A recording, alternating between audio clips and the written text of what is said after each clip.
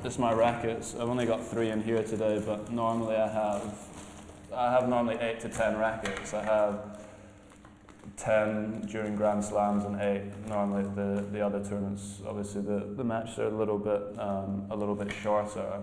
I use a company called P1. They do all of the stringing for Federer, Djokovic, me. They do Wawrinka, Mardy Fish, Tsonga, Monfils, Isner.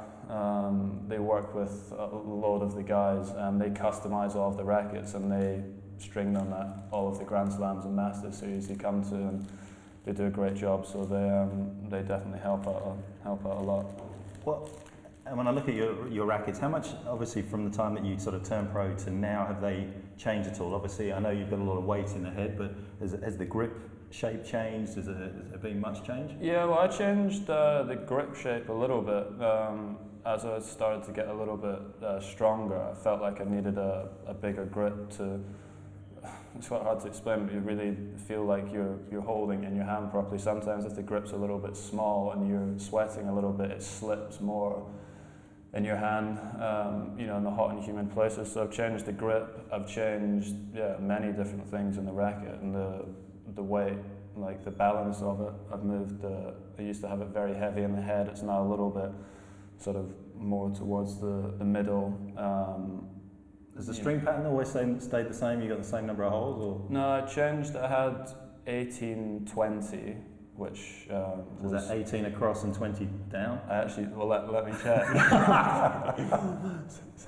Yeah, so now I've got 16 across and 19 down, and I used to be 18 across and 20 down. And that does?